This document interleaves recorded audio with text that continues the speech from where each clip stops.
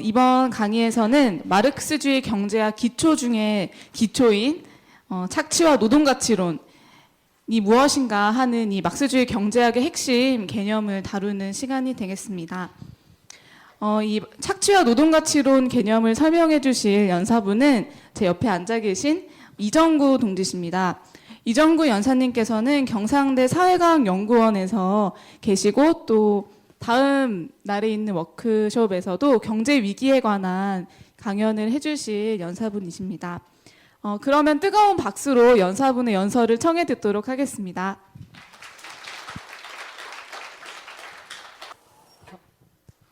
네, 반갑습니다. 방금 소개받은 이정구입니다. 지금 이번 주제가 착취와 노동가치론이란 무엇인가 하는 건데요. 아마 저도 좀 전에 김수행 교수님께 강연을 이렇게 들었는데 이게 되게 쉽게 설명해 주시더라고요. 그때 짧은 시간에 많은 내용을 이렇게 말씀드릴 수는 없을 것 같고, 부족하다면 뭐 이렇게 김수행 교수님의 자본론 공부라든지 아니면 방금 아까 청중 발언에서 나왔던 추나라의 자본주의 비밀을 밝히다, 막스 자본주의 비밀을 밝히다라든지 또는 뭐 경제학에 관련된 되게 쉬운 책들이 되게 많이 있거든요. 그런 북카페에 가셔서 그런 내용들을 이렇게 한번 보시면 좋을 것 같고요. 저는 제 나름대로 이제 좀 쉽게, 되도록이면 쉽게 설명을 드릴 텐데, 혹시 너무 뭐 다 알고 계시다고 하시면 그냥 조용히 나가시면 됩니다.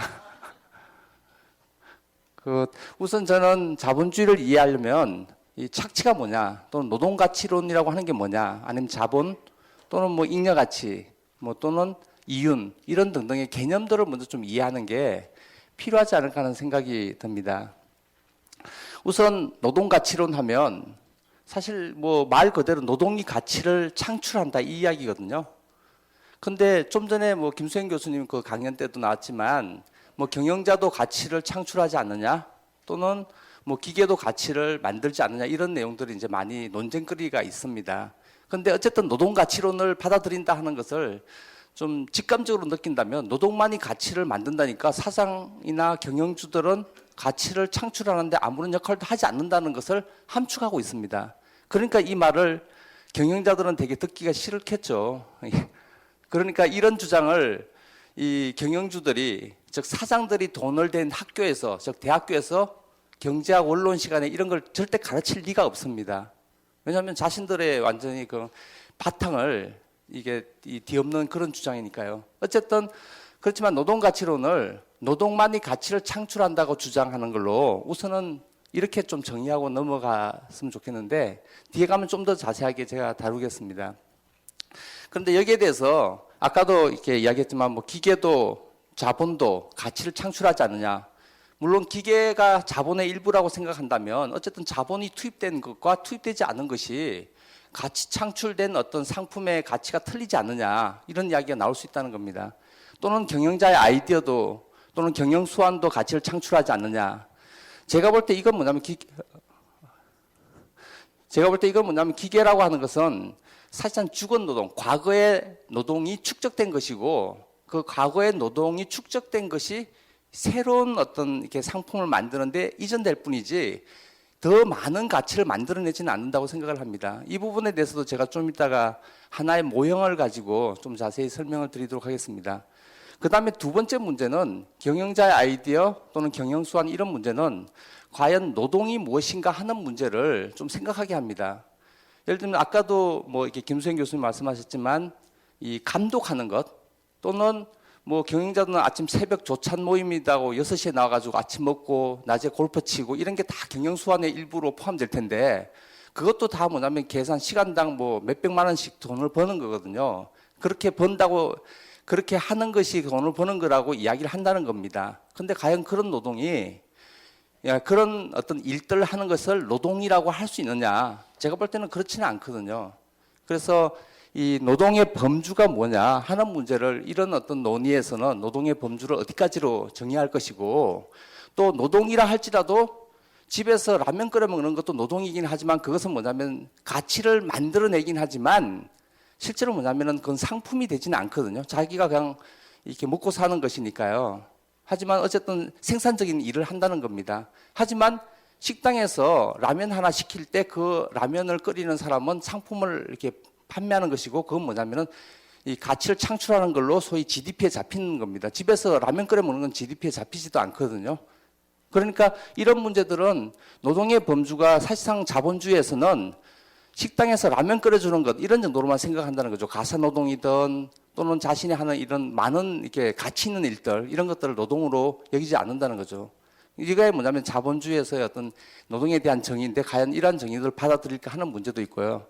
그 다음에 경영자의 아이디어나 경영수완 이런 문제는 최근에 소위 이렇게 신자유주의 또는 이게 무역자유화 등등 하면서 WTO가 등장하면서 이 지재권 문제 있잖아요. 지적재산권.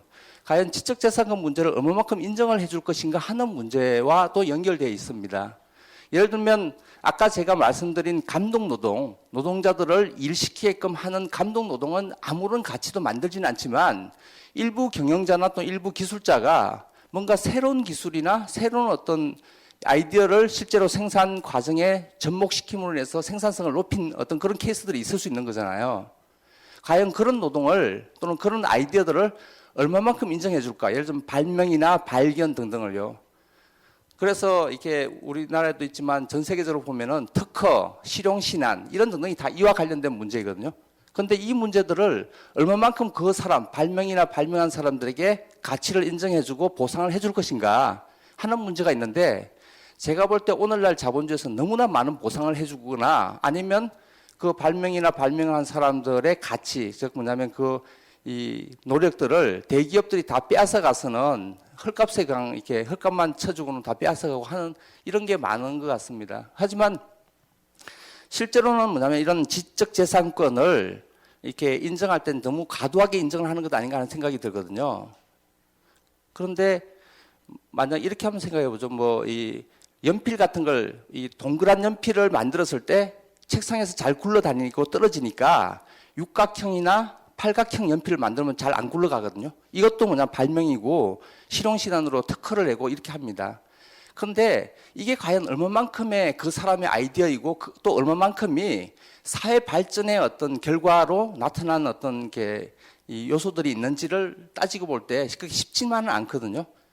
그래서 대부분의 발명이나 발견들은 사실 그 사회의 어떤 발전 수준, 그 사회의 지적 발전의 수준이나 또는 생산 발전의 수준이나 이런 등등에 기반해서 이 시쳇말로 하자면 약간 숟가락 하나를 더 얹은 것인데 이 숟가락 얹은 것에 사람만이 이전에 어떤 그 밥한 모든 과정에 대한 대가를 다 혜택으로 또는 보상으로 가져간다는 겁니다. 그래서 마치 밀턴이 신라곤을 쓰듯이 누에가 누에고추 이렇게 해서 실을 뽑아내듯이 사실 많은 부분들은 그 어떤 사회 사물이라고 이렇게 말해야 되지 않을까. 그리고 거기에 숟가락 얹은 건 딱 숟가락 얹은 거기에 대해서는 보상은 해주되 더 많은 것을 해줄 필요는 없지 않을까.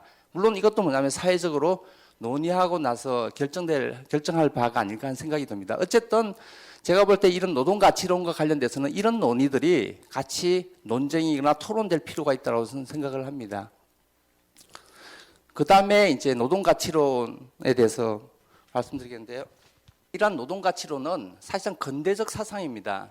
즉 다시 말하면 이 자본주의가 등장하기 전에는 나타나지 않았다가 자본주의가 등장하면서 이렇게 등장한 사상이라는 거죠. 즉 잠깐만 말씀드리면 이 자본주의가 등장할 때 그 주체는 바로 자본가라고 우리가 보통 말하는 즉 부르주아지라고 말하는 그런 사람들이었습니다. 그 사람들은 중세 시대 때는 중간 계급이었습니다. 즉 영주나 또는 교회 그다음에 농노들 사이에 있는 집단들이었죠. 그러니까 영주도 아니었고 농노도 아닌 그런 집단들이 부를 축적하면서 이 경제력을 갖게 된 거죠. 그리고 나중에 정치 권력까지 얻게 된 게 소위 프랑스 대혁명이다, 청교도 혁명이다 하는 이게 그 부르주아 혁명이었습니다. 그런데 이런 어떤 자본가들이 자신들의 부가 어디서부터 만들어졌는지 또는 어떻게 하면 부를 많이 쌓을 수 있는지를 연구할 필요가 있습니다. 왜냐하면은 자신들의 부가 어떻게 하면 그렇게 더 늘어나는 걸 알기 위해서는 부가 무엇인지를 알아야 되니까요. 그래서 초기에 뭐냐면 중상주의다, 중농주의다, 고전파 경제학이다 하는 게 다 뭐냐면 이 봉건제에서 근대사회로 넘어오면서 이 근대사회의 주인들이 소위 주체들이 자신들의 부와 또는 이 사회를 운영할 수 있는 능력과 이런 등등을 연구하다가 보니까 만들어진 이론이 바로 노동가치론이었다는 겁니다. 그래서 아담 스미스나 데이비드 리카도 이전에도 이미 예를 들면 뭐 토마스 만이라든지 그 다음에 켄이라든지 아니면 윌리엄 패티라든지 이런 등등의 사람들이 가치이론, 노동가치론을 발전시켰습니다. 그래서 노동가치론을 처음에 막스가 만들어낸 게 결코 아니죠. 오히려 지금 자본가들의 선조들이 자신들이 만들어낸 부의 정당성을 입증시켜주기 위해서 만들어 놓은 거거든요. 그게 자기 발등을 지금 찍고 있긴 하지만, 그래서 노동가치론은 바로 이 근대 자본주의의 등장과 그 등장시켰던 주역 중에 하나였던 바로 자본가들의 그 선조들이 만들어낸 이론이 바로 노동가치론이었습니다. 그리고 그런 노동가치론의 내용을 좀 더 한번 살펴보면요.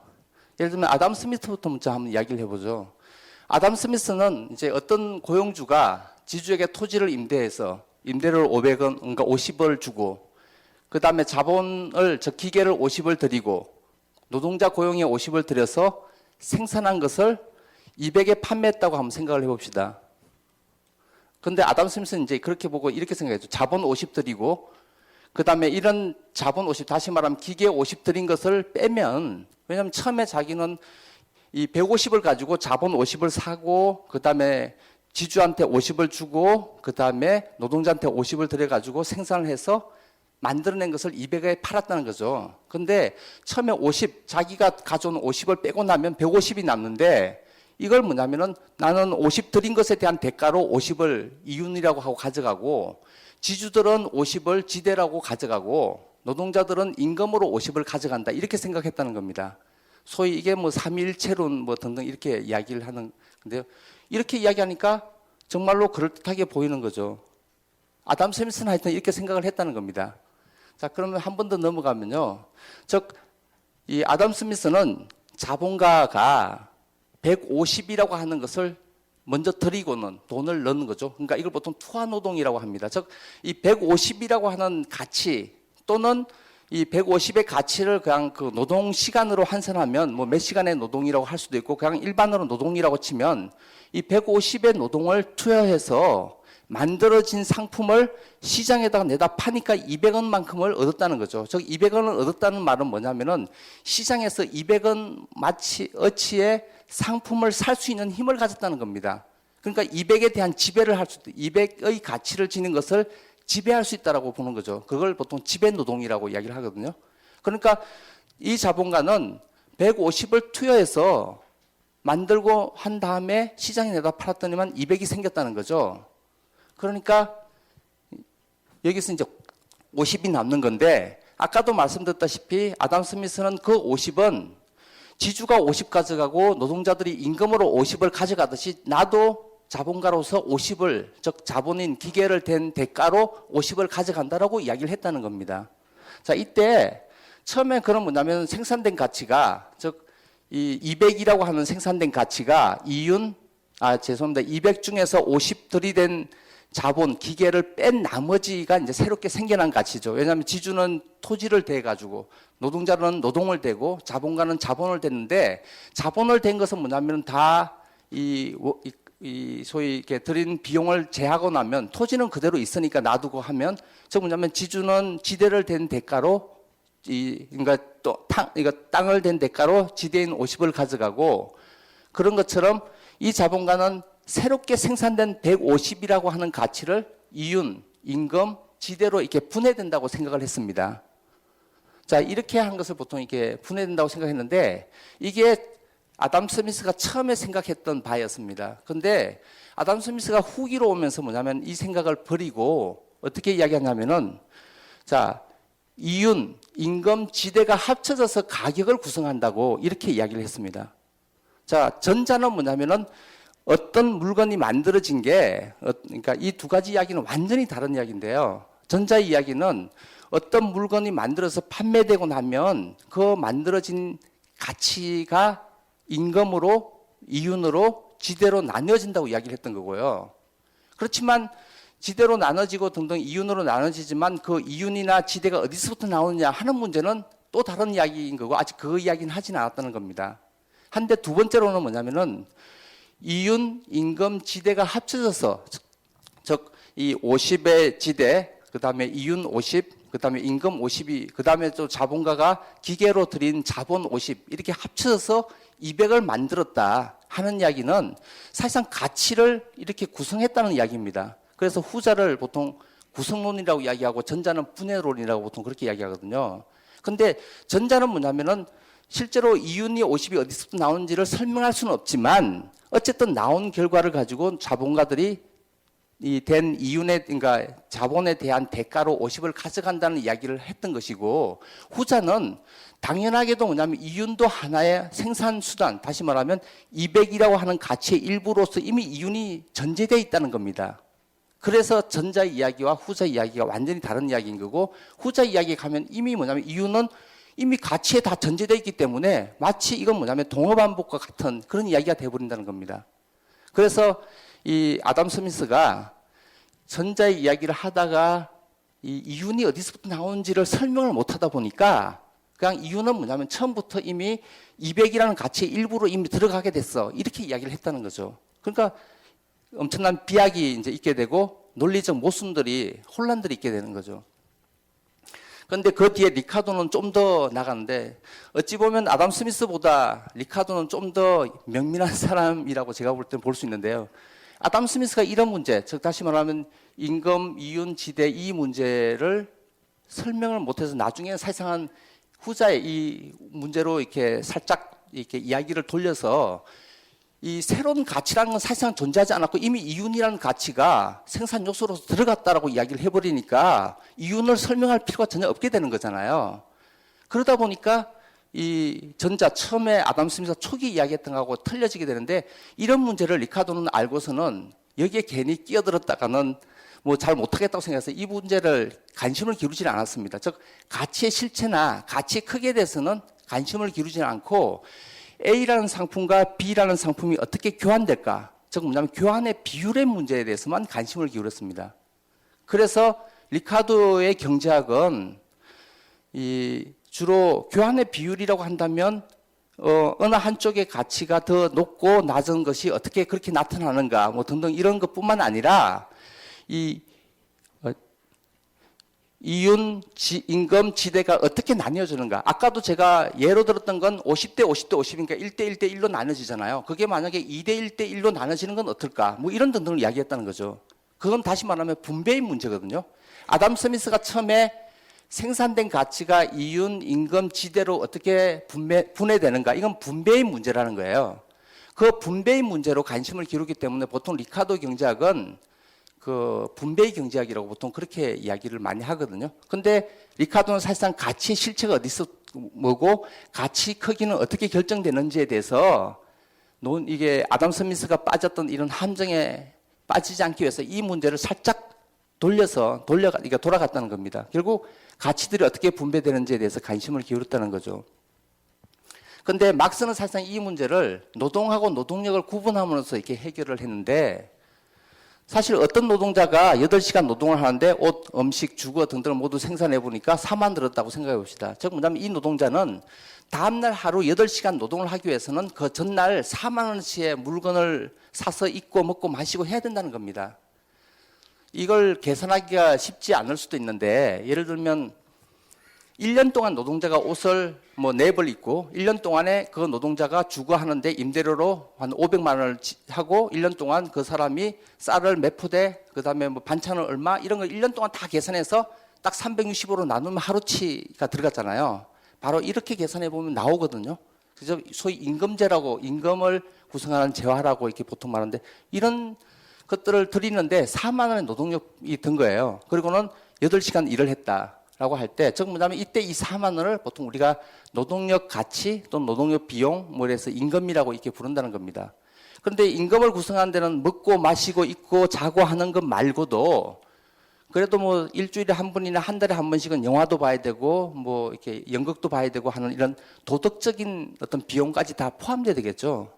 어쨌든 이렇게 구성됐다고 할 때, 자, 어떤 자본가가 4만 원 일당을 주고서 8시간 일을 시켰는데 그 노동자가 자기의 노동력을 지출하는 이런 행위로 4만 원을 받고서 일을 하는데 그 새롭게 만들어낸 가치가 4만 원 뿐이라면 어떻게 되겠습니까? 자본가는 노동자 4만 원 주고 일 시켰는데 나온 결과가 시장에 내다 파니까 4만 원밖에 안 된다. 이건 사실 미친 짓이잖아요. 하느니만 못한. 그러니까 문제는 뭐냐면 이런 노동자는 다음날 똑같이 일하기 위해서 4만 원 받아야 되는데 이 4만 원밖에 생산하지 않는다면 이 자본가는 어떻게 되는 거예요? 그건 자선사업가도 아닐 테고. 그래서 이제 그 다음으로 가면 4만 원을 주고 노동자를 고용하는 게 4만 원 이상이 나와야 한다는 겁니다. 그래야 자본가는 노동자를 고용해서 일을 시킬 수 있다는 거죠. 그래서 만약에 6만 원이 나왔다. 그러면 요 2만 원, 노동자에게 4만 원을 지불하고 나머지 2만 원은 어디서부터 나오느냐 하는 문제가 이 소위 경제학의 시작이라고 할 수 있고, 아까도 제가 말씀드렸다시피 요 2만 원을 설명하기 위해서 노동가치론이 나왔다는 겁니다.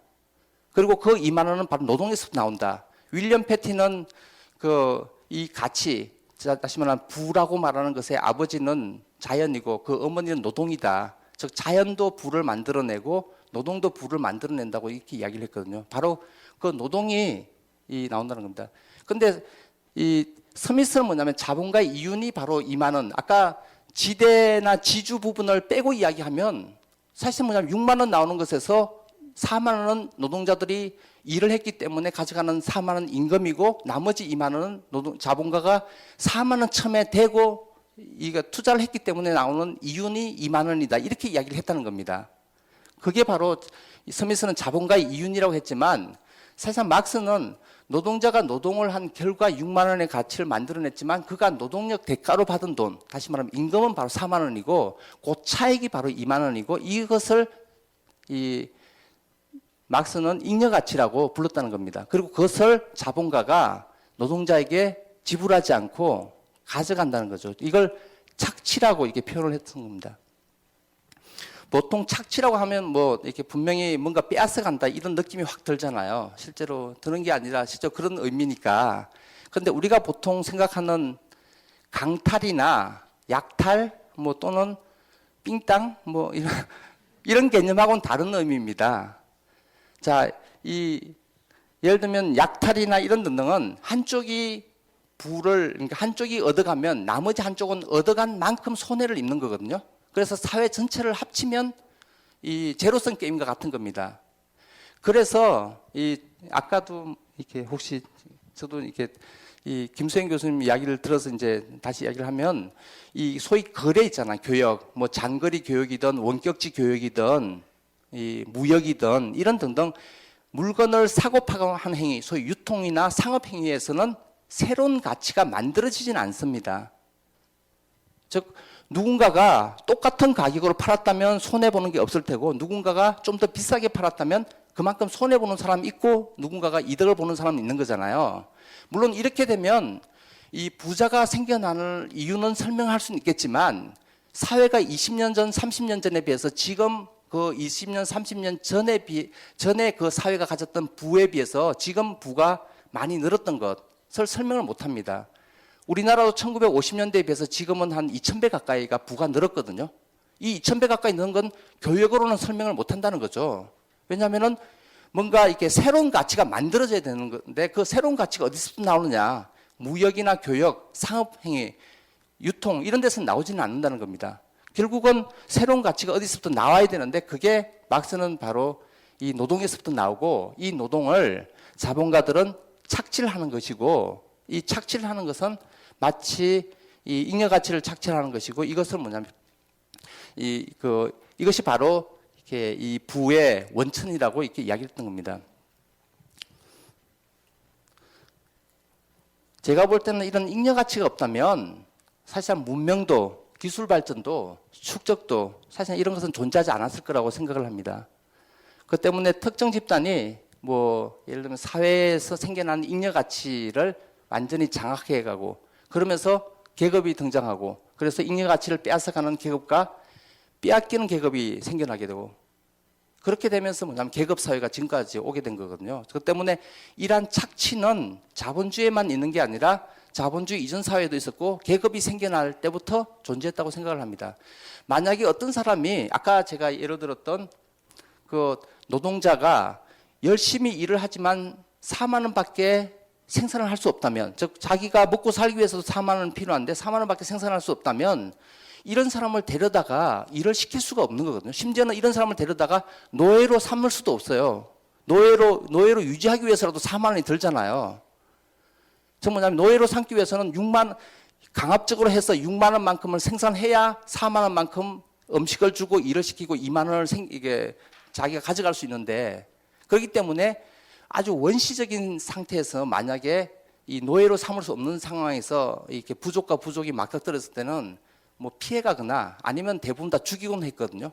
그러다가 어떤 인간의 노동력 가치가, 인간의 노동이 자신들의 생존보다도 더 많은 일을 하고 더 많은 가치를 만들어낼 때부터 노예가 이제 생겨나기 시작했던 거거든요. 왜냐하면 그래야만이 노예로 잡아다가 일을 시키는 것이 덕이 됐기 때문이죠. 그리고 그때부터 어떤 사람의 노동을, 아까도 말했지만 어떤 사람의 잉여 가치를 장악하게 되고, 그게 이 사회에서 체계적으로 되면서 이 착취하는 집단과 착취당하는 집단, 이렇게 나뉘어지게 됐다는 겁니다. 그 때문에 제가 볼 때는 이런 착취로 인해서 노동자 계급과 자본가 계급, 또는 그 이전 사회 봉건제라면 뭐 영주나 농노 계급, 또는 그 이전이라면 귀족과 노예들 사이, 그 차이, 이런 어떤 계급들 사이에서는 사실상 화해할 수 없는 그런 계급적 적대가 있는데, 이건 어떤 인간적이거나 뭐 권리의 문제가 아니라 이런 착취의 문제가 경제적 이해관계로서 그 착취가 그 두 계급 사이에 있기 때문에 절대로 화해할 수 없는 집단이라고 이렇게 생각합니다. 그래서 착취당하는 사람들의 경우에는 설사 착취를 많이 당하고 적게 당하는 이런 차이는 있지만 착취당한다는 점에서는 똑같기 때문에 같은 계급이라고 볼 수 있다는 겁니다. 그래서 정규직이나 비정규직, 이주와 정주, 뭐 여성과 남성, 대기업과 중소기업 노동자들이 사실상 단결할 수 있는 어떤 경제적 기초는 바로 이렇게 같이 착취당한다는 점 때문이라고 생각을 합니다. 그런데 이제 막스는 이 노동력이 상품으로 이게 사고 팔리는 이런 자본주의를 일반화된 상품 생산 체제라고 이렇게 했습니다. 즉 노동력이 상품으로 사고 팔린다고 하면 아마 여러분 혹시 뭐 폴라니 같은 사람도 생각할 겁니다. 이 이게 상품으로 삼지 말아야 될 화폐나 토지, 노동 이런 것들을 상품으로 이렇게 하는 이런 어떤 이 시장이 우선적인 이런 사회에 대해서 통렬하게 비판한 사람인데요. 어쨌든 그것을 사실상 폴라니보다도 훨씬 더 빨리 일찍 이렇게 이야기했던 사람이 바로 막스였습니다. 그런데 상품이라고 하는 것, 사고 팔리는 어떤 물건이 생산되고 실제로 팔렸던 일들은 자본주의 이전 사회에도 있었습니다. 예전에 고대 그리스 로마 시대 때 지중해 교육도 있었고, 그 이전 사회도 보면 이 일찍이 상업이 발전했던 이런 이렇게 문명지들에서는 다 상품이 이렇게 존재했었습니다. 그런데 앞에 일반화된이라고 붙인 이유는 사실상 이제는 노동력조차도 상품으로 이렇게 노동력이라고 하는 것이 이제 상품으로서 바뀌고 상품으로서 사고 팔리는 이런 사회가 된 것, 그것을 일반화된이라고 이렇게 표현한다는 겁니다. 그러니까 그 전까지만 보더라도 이 모든 게 아니라 그 일부분만이라고 한다면 이제는 노동력이 상품이 되면서는 이제 모든 것이 다 상품이 됐던 사회다라고 이렇게 볼 수 있습니다. 그런데 이런 일반화된 상품 생산 사회에서 아까 제가 예로 들었던 자본가가 4만 원을 대고 노동자를 고용해서 하루에 8시간 일을 하고 난 뒤에 생산된 물건이 6만 원에 팔렸다 하면은 하루 지나면 노동자는 똑같은 4만 원을 받아서 또 그 다음날 일하기 위해서 다 써버릴 겁니다. 하지만 자본가는 2만 원이 수중에 남아 있습니다. 이걸 1년을 딱 반복하게 되면 자본가의 수중에서는 딱 한 730만 원 정도가 남아있게 되겠죠. 그 다음 노동자는 그 1년 지난 뒤에도 하루에 4만 원이 남아 있습니다. 그 다음날 일을 하기 위해서 또 먹고 살아야 되니까요. 그래서 이 10년 전에 예를 들면 우리나라의 어떤 대기업들, 재벌들을 보면 10년 전에 비해서 지금 덩치는 더욱더 커졌습니다. 하지만 노동자들의 삶이나 노동자들의 어떤 노동자들의 소득, 이건 그대로잖아요. 그래서 막스는 한쪽에서는 부가 더욱더 쌓이게 되고 다른 한쪽에서는 가난이 쌓인다라고 이야기했던 게 사실상 자본주의 동학상 이렇게 될 수밖에 없다는 거죠. 물론 노동자가 이게 투쟁을 통해서 약간 더 받을 수는 있겠지만 뭐 이게 거의 제가 볼 때는 비슷비슷하다는 거죠. 그다음에 설사 약간 저축할 수도 있지만 저축한 돈을 3년 지나면 전세값 올리거나 아니면 자녀들 교육비로 또 다 나가니까 사실상은 이 장기적으로 보면 노동력 재생산이라는 측면에서 보자면 사실상 거의 그대로인 이런 삶인 거거든요. 그런 점에서 이 빈익빈 부익부 현상이 이렇게 나타난다고 볼 수 있죠. 그런데 이 상품 생산 사회 또는 노동력 자체가 이 상품인 사회가 상품인 이런 사회가 자본주의라고 할 수는 있지만 이런 사회가 아닌 모습들로 나타난다 할지라도 자본주의라고 볼 수 있습니다. 무슨 이야기냐면은 위의 정의는 자본주의에 대한 어떤 필요 조건이지 충분 조건은 아니라는 겁니다. 즉, 만약 이런 식으로 자본주의를 정의한다면, 그러니까 일반화된 상품 생산 사회에서 상품만을 이렇게 이야기한다면 고대 사회에서도 중세 때는 지중해 유역에 있는 고대 사회에서도 자본주의가 등장했다 이렇게 이야기할 수 있다는 겁니다.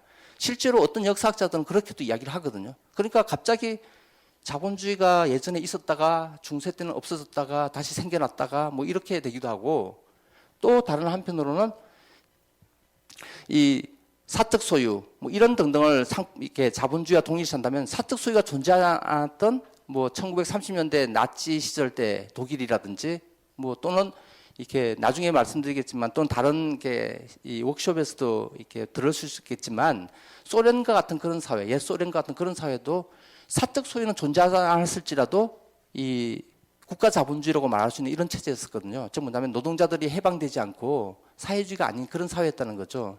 그렇다면 이런 어떤 상품 생산 또는 사적 소유 이런 등등을 자본주의와 동일시할 수는 없다. 오히려 뭔가 다른 자본주의에 대한 어떤 다른 정의가 필요하지 않을까 이렇게 생각을 한다는 겁니다. 그래서 제가 볼 때는 이 자본주의에 대한 정의가 막스는 일반화된 상품 생산 체제라고 했지만 또 다른 하나는 뭐냐면 이런 일반화된 상품 생산에서 상품을 생산하고 만들어 판매하고 하는 과정에서 자본가들 사이에 경쟁이 있고 이런 경쟁에서 살아남기 위해서 축적을 더욱더 빨리 해야 되는 이런 사회가 이 자본주의의 동학을 좀 더 잘 설명해 주지 않을까 한다는 겁니다.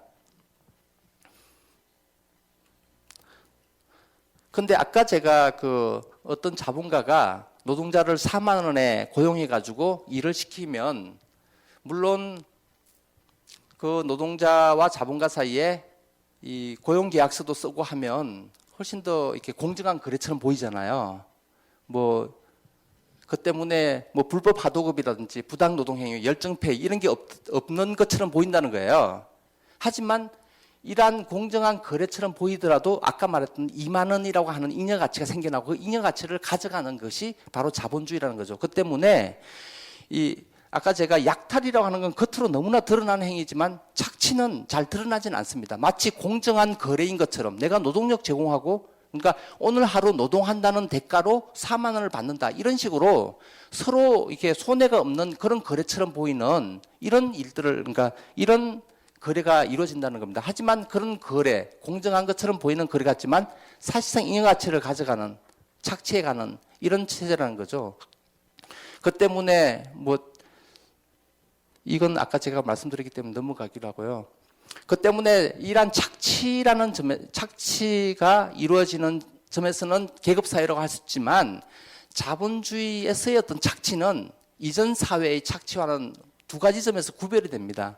하나는 뭐냐면은 이 모든 사회에서 계급사회에서는 착취가 이루어지는데 자본주의에서는 되게 은폐되어 있다는 겁니다.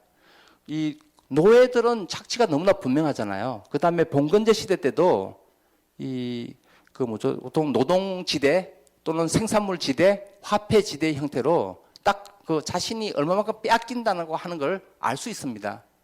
심지어는 중세 시대 때 교회도 내가 11조를 내지만 하나님의 은총이 11조만큼 나한테 왔는지를 의심할 수도 있는 거잖아요. 그러니까 분명히 그 차이가 있다는 걸 알 수 있다는 거죠. 하지만 자본주의에서는 이 착취가 되게 은폐되어 있다는 거죠. 그 때문에 공정한 거래 등등 하지만 사실상은 그렇지 않다는 거죠. 그 다음에 두 번째로는 자본주의는 되게 역동적으로 확대해 나가는 이런 체제라는 겁니다. 즉 이전의 어떤 계급사회에서의 계급들은 자신들이 소비하는 능력에 따라 가지고 농노를 더 옥죄이기도 하고 하지만 자본주의에서는 자본가 스스로가 소비를, 즉 개인적 소비를 많이 하지도 않습니다. 스스로든 엄청 절약해서 또 재투자하고 한다는 겁니다. 물론 자본가는 그 자본가는 이전 어떤 자본가, 그러니까 이 착취자들과는 다르게 착취를 잘하고 또 착취한 걸 바로 개인적 소비로 써버리지 않고 잘 활용해가지고 했기 때문에 이전의 이 어떤 착취자보다도 훨씬 더 이게 빨리 성장하고 또 빨리 발전했고 또 빨리 경제 발전을 이루었습니다. 하지만 이전의 어떤 지배자들과는 다르게 개인적 소비가 아니라 생산적 소비에 재투자를 했고, 그래서 자본주의는 바로 이 경쟁과 축적이라고 하는 것이 특징인 그런 사회라고 볼 수 있습니다. 이 보통 공산주의 선언에서 막스가 이 부르주아 계급은 이전에 계급 이 지배자들이 했던 모든 시기에 이렇게 온갖 성과들을 다 누적해 놓은 것을 한 100년 동안에 다 이뤄냈다라고까지 이야기를 했습니다. 그 때문에 자본주의에서 일반화된 상품 생산 체제라고 하는 것을 좀 더 부연해서 말씀드리면 바로 노동력을 상품으로 이렇게 판매하는 것인데, 사실 이렇게 상품으로 판다는 것은 뭐냐면은 누군가가 사주는 사람이 있어야 되잖아요. 그렇기 때문에 만약 이 농노라고 한다면 자신이 이 일하는 덜이나 밭에서 일을 하고 일한 생산물을 가지고 1년을 지내는 겁니다. 그러니까 어떤 경기 변동이나 이런 영향을 전혀 받지 않는 겁니다. 하지만 자본주의에서의 어떤 상품이라고 하는 건 누군가가 사줘야 된다는 거죠. 노동자가 자신의 노동력을 팔더라도 누군가가 고용을 해줘야 된다는 겁니다. 그렇기 때문에 이건 뭐냐면 고용을 해주냐 마느냐, 다시 말하면 어떤 상품을 판매를 할 수 있느냐 없느냐 하는 문제는 자신이 결정할 수 있는 게 아니라 외부의 어떤, 자기로 봐서는 외부의 어떤 커다란 힘에 의해서 결정된다는 거죠. 그러니까 되게 많이 공급될 수도 있고 적게 공급될 수도 있고 하는 이런 무정부성, 다시 말하면 혼돈 같은 게 있을 수 있다는 겁니다.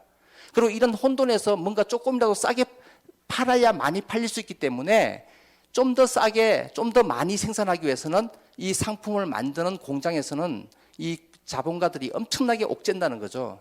그래서 일반화된 상품 생산 체제라고 하는 것의 특징은 한편에서는 공장에서의 전제와 다른 한편에서는 이 시장에서의 어떤 혼돈, 이 두 가지가 결합된 사회다라고 이렇게 볼 수 있습니다.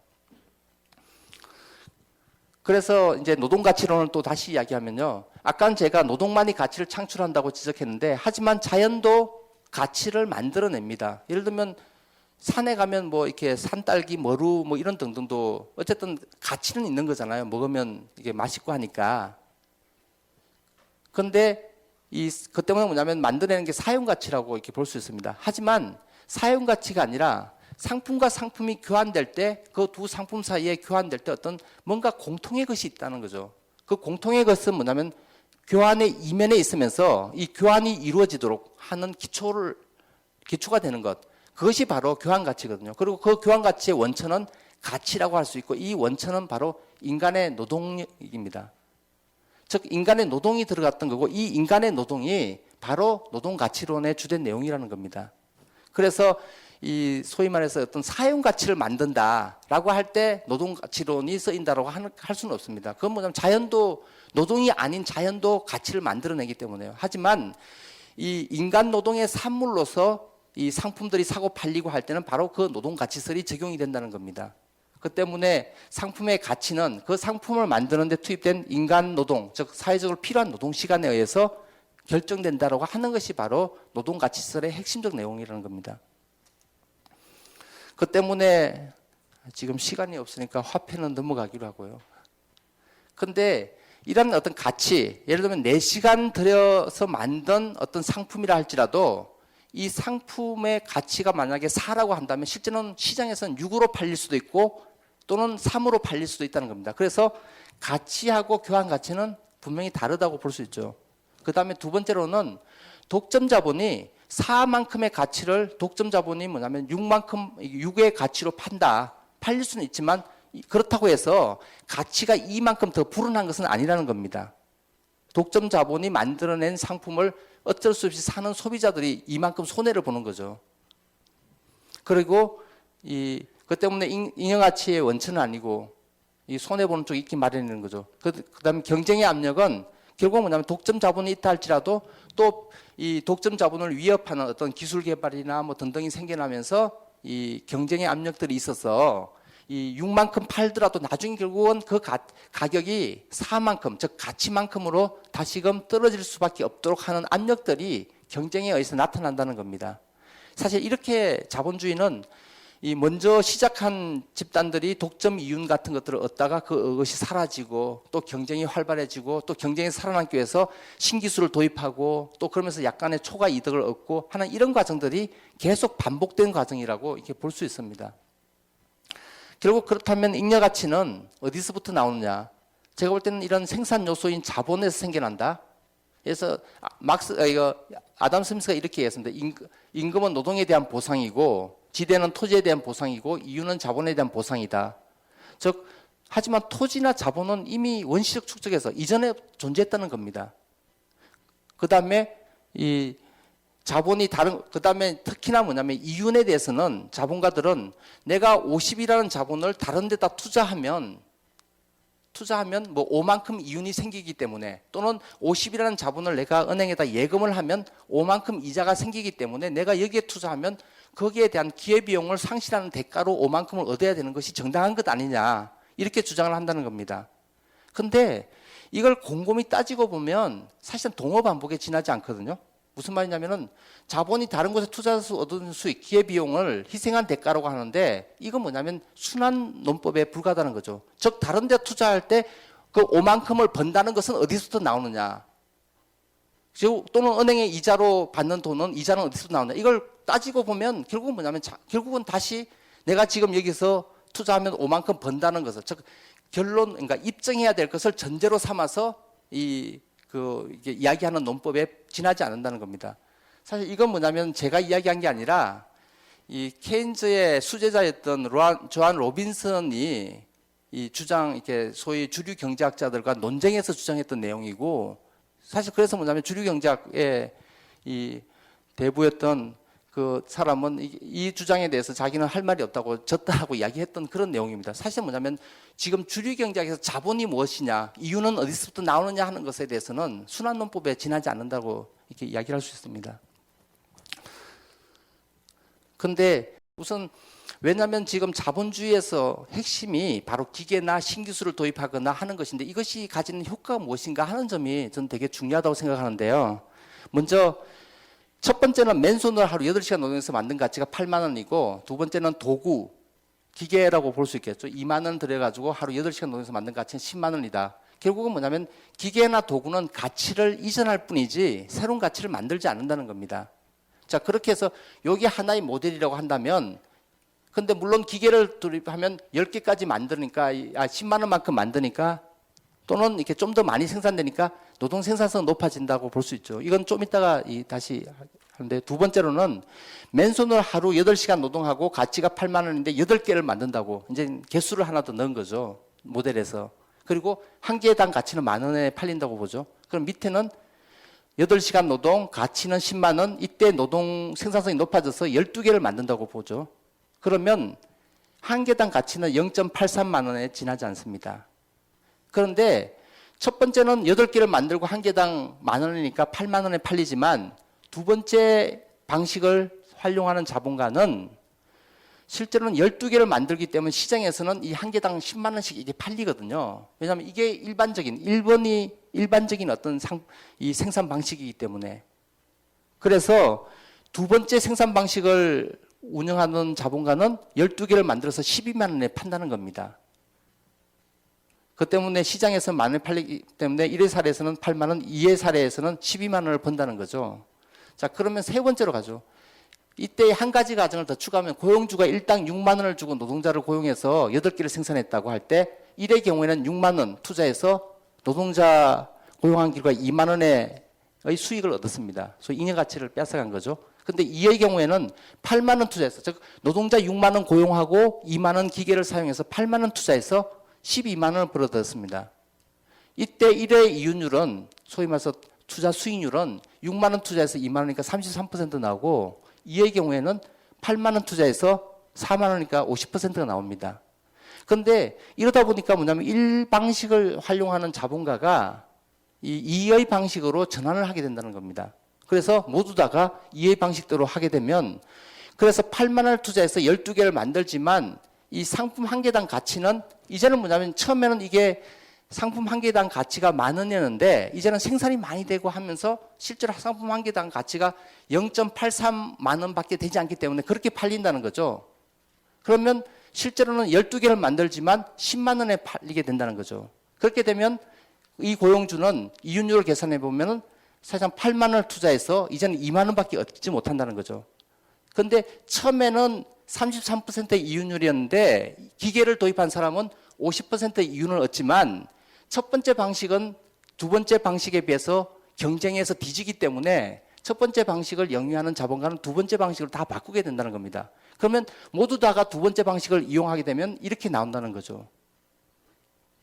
결국 거기에 대한 결론은 도구나 기계 사용은 자본가들의 경쟁의 압력 때문에 최신 기계를 계속 도입하게 하고 그리고 기계 도입은 당연히 노동 생산성을 높이게 됩니다. 하지만 최신 기계를 먼저 이용하는 생산하는 자본가는 수익을 얻지만 최신 기계가 보편적으로 사용되면 이전의 방식에 비해서 이윤율은 더 떨어진다는 거죠. 사실 이게 제가 내일 하게 될 경제 위기는 왜 발생하게 되는가, 즉 이윤율이 왜 떨어지게 되는가 하는 이유이기도 한 거거든요. 어쨌든 결론으로 말씀드리면 즉 잉여가치, 착취라고 하는 것이 물론 자본주의 이전 사회에도 있었지만 자본주의에서는 되게 은폐되어 있고 이렇게 하지만 자본가가 노동자를 이렇게 착취하고 그 잉여가치를 가져가는 그것 때문에 자본주의에서 기업들이 부흥하고 발전한다는 겁니다. 하지만 그것은 뭐냐면 겉으로 볼 때는 되게 공정한 거래처럼 보인다는 거죠. 하지만 이 자본주의에서 부가 더욱더 늘어나는 것은 바로 노동자들의 이 노동의 덕분이라는 거고 그러한 비밀을 알 때만이 자본주의의 어떤 동학 또는 작동 원리를 좀 더 잘 알 수 있지 않을까 하는 생각이 듭니다. 여기서 마치도록 하겠습니다.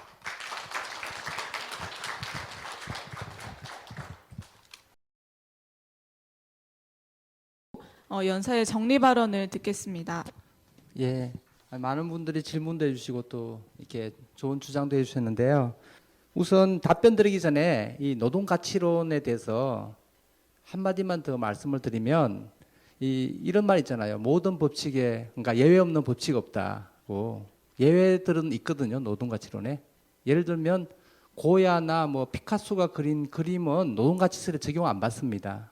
그 다음에 얼마 전에 그 진주에 떨어졌다고 하는 무슨 운석 주는 사람 있잖아요. 운석 같은 그것도 노동가치설에 적용을 안 받거든요. 다시 말하면 이 노동가치설이라고 하는 건 그러니까 우리 사회 인간 사회에서 많이 생산되고 판매되는 것이 어떻게 다른 이렇게 제품들하고 비교해 봐서 왜 그만한 가치를 또는 가격을 지니는가 그걸 설명해 주기 위한 거거든요. 그 때문에 아주 예외적이고 진기하고 독특한 것, 그 하나의 존재로서 가치를 지닌다라고 하는 것은 전혀 이렇게 노동가치설에 적용을 받지는 않습니다. 그 때문에 뭐 이렇게 예술품의 경우에는 대부분 다 노동가치설 적용을 안 받거든요. 하지만 뭐 중국에서 또는 북한 화가가 그린 그림들 있잖아요. 몇만 원에 팔리는 거 이런 다 노동가치설 적용을 받습니다. 그 때문에 그런 화가들은 사실상 화가 노동자라고 이렇게 볼 수 있는 거죠. 그 때문에 이런 노동가치설의 문제를 적용할 때는 우선은 대량 많이 생산되고 많이 판매되는 것 그리고 그것이 뭐냐면 왜 이렇게 많이 판매되는 어떤 물건이 왜 다른 물건에 비해서 가격이 2배일까 또는 그 가격이 절반밖에 되지 않을까를 설명하는 이론이라고 생각하시면 될 것 같습니다.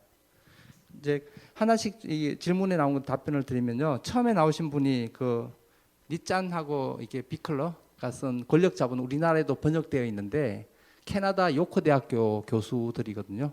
정치경제학과 교수들인데 저는 그분들의 주장에 대해서 우선 경제적인 것뿐만 아니라 정치와 경제가 되게 연결되어 있고 특히 정치적 권력이 경제에 미치는 영향이 지대하다고 하는 점은 저는 이게 충분히 동의를 합니다.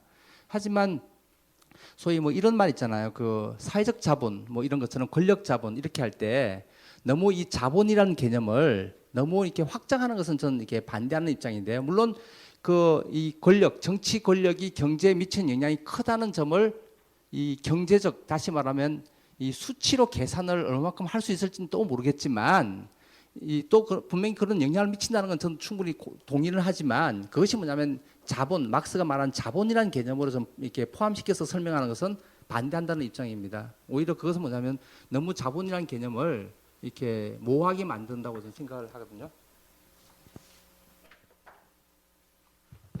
그래서 저는 사회적 자본 또는 뭐 권력 자본이라는 개념에 대해서 그 취지는 공감하지만 그것을 이렇게 자본이라는 개념을 쓰면 자본이라는 개념이 너무 이렇게 희화되는, 그러니까 이게 묽어지는 것 아닌가 이렇게 저는 생각을 합니다.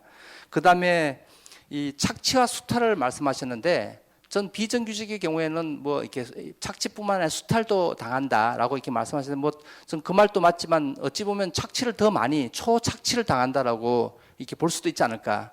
저는 그렇게 설명하는 것이 맞지 않을까 하는 생각이 드는데, 왜냐하면은 이 수탈이라고 하면 이 마치 중국의 농민들이 중국 지배계급에 의해서 자신들이 이 경작하던 땅을 빼앗기는 경우라든지, 뭐 지금 우리나라에도 보면 뭐 도로 낸다고 토지가 수용되면서 아주 헐값으로 이렇게 수용하면서 헐값으로 한다든지 하는 이런 거 있잖아요. 이런 경우들이 보통은 이렇게 수탈이라고 이렇게 보통 표현하고, 또 자본주의 등장이 이미 뭐냐면 생산자들로부터 그 생산 수단을 수탈했던, 그리고 그걸 이제 체제해서 등장했던 체제였고, 이걸 막스는 자본의 원시적 축적이라고 이렇게 표현했다고 저는 생각을 하거든요. 근데 이 초착취를 당하는 문제를 그냥 수탈하고 이렇게 쓰는 것은 전 착취와 수탈을 좀 이렇게 분명하게 구분하는 데서 좀 혼란을 줄 수 있지 않을까, 저는 그런 생각이 좀 들었고요. 그 다음에 두 번째 분이 이 교환 가치, 전 이제 노동에 의해서 그 교환 가치라고 말하는 것에 어떤 이 핵심인 가치가 결정된다고 그러는데, 오히려 교환 가치가 결정되고 그것이 뭐냐면 노동의 가치를 결정해 주는 것 아니냐라고 말하면, 사실 이게 뭐냐면 한계 효용 이론의 주된 논리가 바로 그거거든요. 뭐냐면 시장에서 결정되어진 어떤 가치 또는 가격이 그 제품의 가치를 결정한다고 보는 겁니다. 그러다 보니까 이 소위 노동가치설이나 사회선 전혀 필요하지 않는, 오히려 뭐냐면은 파괴적인 어떤 이게 미사일이라든지 무기 같은 것도 어쨌든 시장에서는 매덕에 팔리니까 매덕만큼의 가치가 있다라고 이렇게 이야기할 수 있는 거거든요. 또는 뭐 이렇게 전혀 할 수 없는 뭐 이렇게 감정 노동에 해당되는 뭐 사랑이든 신용이든 이런 것도 이 지금 뭐 이렇게 시장에서 사고 팔리면 누구를 배신하게 될 경우에 너가 얼마만큼 받으면 너가 배신할 수 있느냐라든지 뭐 이런 식으로까지 상품 물신성이나 뭐 이런 게 극단화된 형태로까지 나가게 될 때 이제 그렇게까지 나갈 수 있는데, 제가 볼 때는 이 시장에서 즉 교환 가치에 의해서 교환 가치가 결정되고 난 뒤에 그 가치, 교환 가치를 가진 상품의 가치가 결정되는 것이 아니라 이 실제로 그 상품을 만드는데 얼마만큼의 노동이 투입되느냐에 따라서 가치가 결정되어지고, 그 가치가 시중에서 가치보다 높거나 낮거나 이렇게 이게 가치 형성되는 게 바로 교환 가치인데요. 한데 시장에서는 가치가 없더라도 교환 가치를 가질 수가 있다는 겁니다. 아까 제가 말씀드렸던 진주에 떨어졌던 그 운석은 물론 어떤 사람에게는 가치가 있겠죠. 보면 되게 황홀한 느낌이 들지 모르겠지만 그걸 몇 억씩이나 주고 살 만한 그런 가치가 있을까? 물론 과학적 연구의 대상으로서는 뭐 몇천만 원, 몇십만 원 정도의 가치는 있다고 과학자가 그러긴 합니다만은 제가 볼 때 그 정도의 가치 있다고 생각지는 않거든요. 그러니까 시장에서는 이 가치는 없지만 교환 가치는 가질 수도 있고, 또 가치는 되게 많지만 교환 가치는 없는 것일 수도 있습니다. 예를 들면 저나 여러분들이 마시는 공기는 가치는 엄청나게 높지만 교환 가치는 없거든요. 이제 그런 점을 전 이해하고 할 필요가 있지 않을까. 그래서 시작은 바로 인간의 어떤 노동이 얼마만큼 투입됐느냐, 여기에 따라서 가치가 결정되어지는 거라고 이렇게 이해할 수 있지 않을까 생각합니다. 그 때문에 뭐 백화점이든 아니면 명품 또는 스타벅스든 이런 등등에 가서 이렇게 어떤 이렇게 소비를 하는 행위로 해서 그가 어떤 만족감을 많이 느낀다. 그 때문에 나는 이만큼의 어떤 돈을 지불할 용의가 있다고 하는 것은 사실상은 이렇게 효용 이론에 지나지 않는 겁니다. 이건 좀 이따 제가 말씀드리게 될 이 교환 가치와 사용 가치인데, 사용 가치로서는 결정을 할 수 없어요. 왜냐하면 내가 어떤 물건을 사용하는 것으로서 얻는 나의 만족도, 주관적 만족도인데 이 주관적 만족도를 다른 사람하고 비교할 수는 없는 거거든요. 심지어 여러분들이 오늘 저녁에 짜장면을 먹을지 아니면 육개장을 먹을지 아니면 짬뽕을 먹을지 등등을 결정할 텐데, 어떤 분은 짜장면을 먹고 어떤 분은 육개장을 먹었다면 이 두 사람의 효용을, 만족도를 비교할 수 있겠습니까? 못 하거든요. 그러니까 사용 가치는 서로 비교할 수는 없는 겁니다. 하지만 사용 가치가 없으면 그 가치가 없기 때문에 가치의 어떤 실체라고는 할 수 있지만 시장에다가 내다 사고 팔리고 하는 건 교환 가치에서 결정된다는 겁니다. 그 때문에 그 교환 가치의 근원은 인간의 노동력이 들어간 대가라는, 그러니까 인간의 노동력이 투입된 대가라는 거거든요.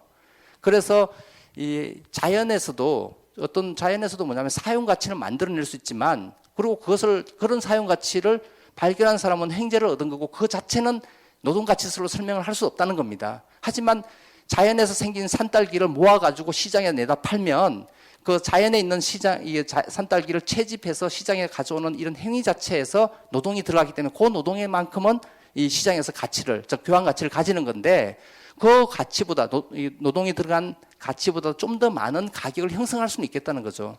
그 부분은 아마 산에서 산딸기를 발견하게 된 어떤 노하우들이나 이런 어떤 점 때문에 좀 더 많은 가격을 형성할 수는 있겠죠. 이제 그 때문에 시작은 교환 가치가 아니라 바로 인간의 노동이 얼마만큼 투입됐느냐에 의해서 가치가 결정되어지고, 그 가치가 시장에서 교환 가치로 발현된다라고, 또는 현상된다, 또는 드러난다고 이렇게 말씀드리는 게 맞지 않을까 싶습니다. 그 다음에 기회비용 문제는 다시 설명을 드리면, 제가 이 100억을 가지고 여기다 투자했을 때 내가 5억을 받아야 되는 이유는 다른 데 투자하면 5억을 얻기 때문이라고 하는데, 다른 쪽에 투자할 때 나도 5억을 받아야 되는 이유는 여기에 5억을 얻을 수 있기 때문이라고 하기 때문에 제가 동어반복이고 순환론법이라고 말씀드렸던 거고요. 그리고 그것을 뭐냐면 은행에다가 넣어놓으면 이자가 5억 생긴다고 하는 것도 마찬가지라는 겁니다. 은행의 이자는 결국 뭐냐면 다 이윤에서 나오는 것이기 때문에 똑같은 순환 과정이 있는 거거든요. 그래서 이 기회비용으로 이윤을 설명하는 것은 순환론법에 빠질 수밖에 없다고 이렇게 말씀드릴 수 있을 것 같고요. 그 다음에 노인복지나 이런 복지 문제는 임금의 일부라고, 또는 임금과 같지 않지만 사회적 임금이라고, 그러니까 노동력 재생산에 들어가는 비용의 일부라고 이렇게 봐야 되는 거라고 저는 생각을 합니다. 그 다음에 이 가치를 누가 정하느냐 하는 문제에서는 갑자기 주관적 어떤 가치론으로 갑자기 빠져들게 되는데요. 물론 이렇게 중세시대 때는 뭐 하나님이 존재하고 하나님이 결정해주는 어떤 질서 또는 법칙 또는 가치에 따라서 결정되겠지만, 사실 그것을 깨고 건세가 등장하면서 나왔던 게 뭐냐면 신의 힘, 신의 섭리가 아니라 자연적 조건과 자연적 과정에 대한 어떤 연구 또는 결과인 거잖아요. 그래서 이 뉴턴의 뭐 이렇게 물리학 법칙이라고 하는 게 그래서 유명한 것 아닙니까? 예를 들면 뉴턴의 물리학 법칙에 따르자면 그 종교인이든 사제든 사제가 아닌 사람이든 무신론자든 다 하늘에서 10층에서 떨어지면 다 죽는다는 거잖아요. 저 뭐냐면 누군가가 결정을 하지 않더라도, 즉 누군가가 다수결에 결정하지 않더라도 뭐냐면 중력의 법칙이 존재한다라고 하는 그런 객관적 사실, 진리가 있다는 걸 말해주는 거, 바로 그런 점에서 노동가치설을 이야기를 하는 거거든요. 그 때문에 노동가치설을 받아들이냐 받아들이지 않느냐 하는 문제하고 이 노동가치설이 이 사회를 잘 설명해 주느냐 하는 문제는 좀 다른 문제라고 생각을 합니다. 그 다음에 채찍질 이야기를 하셨는데요. 저는 그거 들으면서 바로 자본가들이, 저는 채찍질이 이 노동이라고 저는 생각하지는 않습니다. 감독이라고 생각하고, 그 때문에 가치를 만들어내지 않는데, 전 그 발언을 들으면서 테일러주의가 바로 생각났거든요. 바로 자본가들이 노동자들을 엄청나게 잘 옥죄고 잘 부리기 위해서 그런 일들을 했다는 겁니다. 그러니까 노동을 하는데 최단 시간 내에 에너지를 가장 적게 쓰면서 일을 할 수 있는 그런 기법들을 연구를 많이 했었거든요. 그게 바로 테일러주의라고 하는 건데, 그러니까 뭐 스패너 하나로 이렇게 나사를 조일 때도 뭐 동작을 많이 하는 게 아니라 그냥 바로 이렇게 가장 효율적으로 이렇게 에너지를 쓰는 게 필요하다면 이렇게 했다는 겁니다. 예, 마치도록 하겠습니다. 고맙습니다.